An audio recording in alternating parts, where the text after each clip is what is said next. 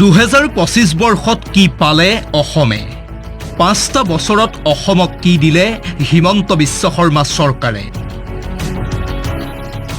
নিৰ্বাচনৰ পূৰ্বে কি পৰিকল্পনা মুখ্যমন্ত্ৰী হিমন্ত বিশ্ব শৰ্মাৰ? বছৰটোৰ প্ৰথমটো দিনত চৰকাৰখনৰ 5টা বছৰৰ প্ৰতিটো কামৰ খতিয়ান দিলে মুখ্যমন্ত্ৰীয়ে। মুখ্যমন্ত্ৰীৰ ঘোষণা, অবৈধ বিদেশীৰ বিৰুদ্ধে কঠোৰ চৰকাৰ। ৰাজ্যত কিছুদিনৰ ভিতৰতে পুজবেক হ'ল 2000 বাংলাদেশী। বিদেশীক আদালতলৈ যোৱাৰ কোনো সুযোগেই নিদিয়ে চৰকাৰে। বিদেশী ন্যায়াধিকৰণে বিদেশী ঘোষণা কৰিলেই এসপ্তাহৰ ভিতৰত পুজবেক কৰিব চৰকাৰে। ৰাজ্যত যোৱা কেইটামান দিনত আমি বিদেশী নাগৰিকক পুজবেক এই প্ৰচেষ্টা আমি আৰম্ভ কৰিছিলোঁ আৰু এতিয়া আমাৰ ৰাজ্যত যোৱা কেইটামান মাহৰ ভিতৰতে আমি প্ৰায় 2000 ব্যক্তিক সীমান্তত তেওঁলোকক চিনাক্ত কৰি আমি পুজবেক কৰিবলৈ সক্ষম হৈছোঁ। নতুনকৈ অহা বিদেশী নাগৰিকৰ সংখ্যা দ্ৰুতগতিত কমি যাব আৰু এতিয়া ৰাজ্যত আৰু এটা আমি নতুন সিদ্ধান্ত লৈছোঁ যে বিদেশী ন্যায়াধিকৰণে যিসকল ব্যক্তিক বিদেশী বুলি ঘোষণা কৰে তেওঁলোকক আমি উইদিন 1 উইক আমি তেওঁলোকক পুজবেক কৰাৰ বাবে সিদ্ধান্ত লৈছোঁ, যাতে তেওঁলোকে উচ্চ ন্যায়ালয়, উচ্চতম ন্যায়ালয় এই গোটেই প্ৰক্ৰিয়াটোৰে বহুত দেৰি হৈ নাযায়।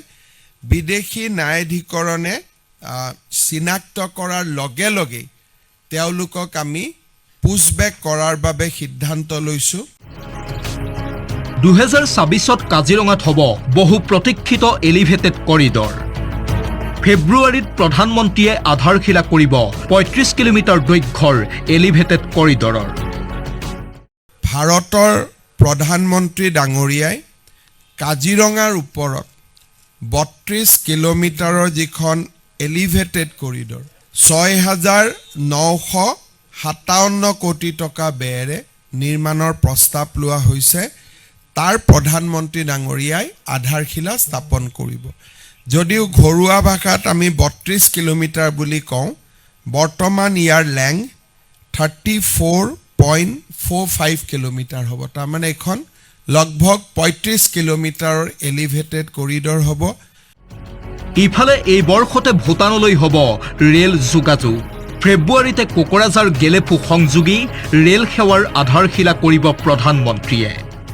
প্ৰধানমন্ত্ৰী ডাঙৰীয়াই ফেব্ৰুৱাৰীত কোকৰাঝাৰ আৰু গেলেফুৰ মাজত প্ৰস্তাৱিত নতুন ৰেল লাইনৰো আধাৰশিলা স্থাপন কৰিব আৰু তাৰ লগে লগে কোকৰাঝাৰৰ বাছবাৰীত ৰেলৱে ৱাগন অভাৰহলিং বা ৱাগন নিৰ্মাণৰ মেৰামতিৰ এটা ডাঙৰ ফেক্টৰী এটাও ভাৰত চৰকাৰে আৰম্ভ কৰিব।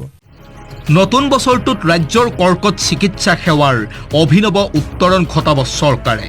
500 কোটি টকা ব্যয় কৰি ৰাজ্যত সংস্থাপিত কৰিব কৰ্কট ৰোগৰ প্ৰটন থেৰাপি মেচিন।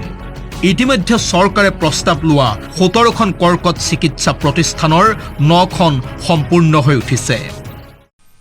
আমাৰ এটা ডাঙৰ প্ৰজেক্ট আছিলে, সেইটো হ'ল কেঞ্চাৰ ট্ৰিটমেণ্টৰ ক্ষেত্ৰত।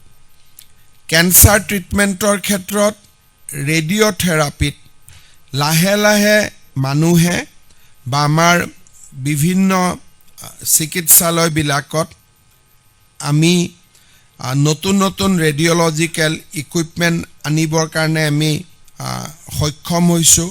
17খন আমাৰ কেঞ্চাৰ হস্পিটেল আমি আৰম্ভ কৰিবৰ কাৰণে সিদ্ধান্ত লৈছিলোঁ। 9খন ইতিমধ্যে কাৰ্যক্ষম হৈছে।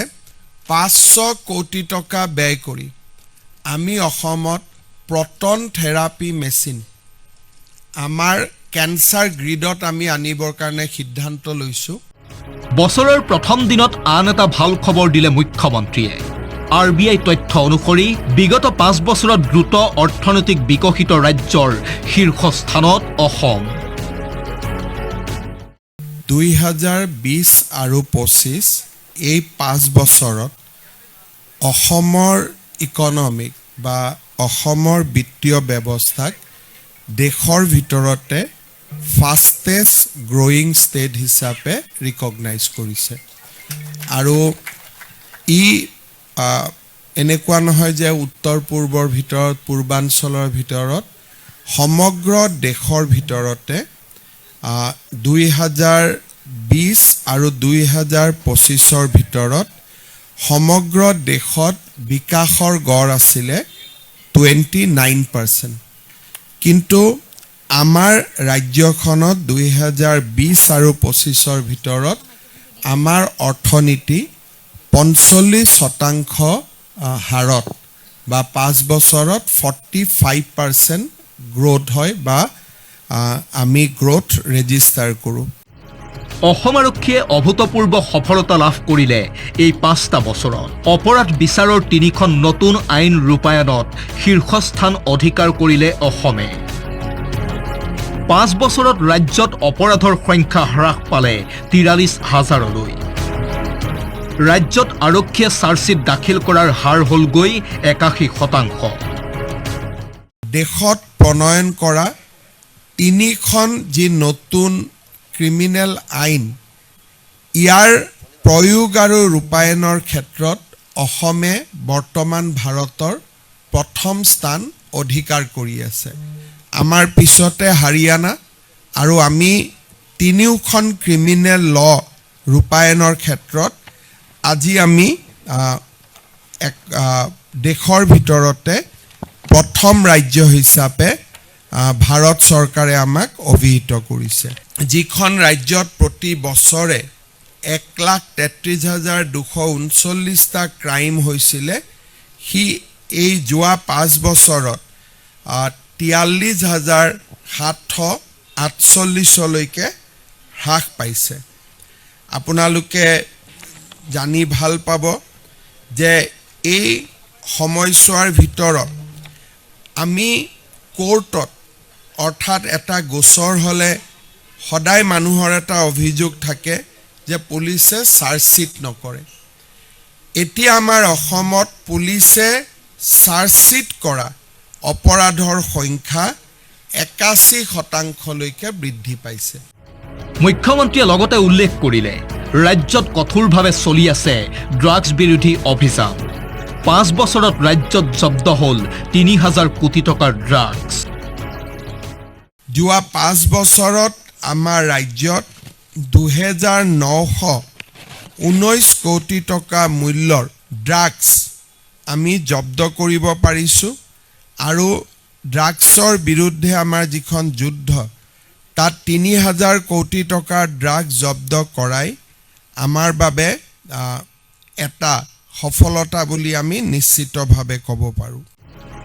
এনেকৈয়ে নৱবৰ্ষৰ প্ৰথম দিনটোত ৰাজ্যবাসীক কেইবাটাও নতুন উপহাৰেৰে বিগত 5 বছৰৰ সফলতাৰ খতিয়ান দিলে মুখ্যমন্ত্ৰীয়ে। প্ৰিয়ংকা দাসৰ সহযোগত নিউজ ডেস্ক, আছাম টক্স। আছাম টক্স, আপোচবিহীন অসম কণ্ঠ।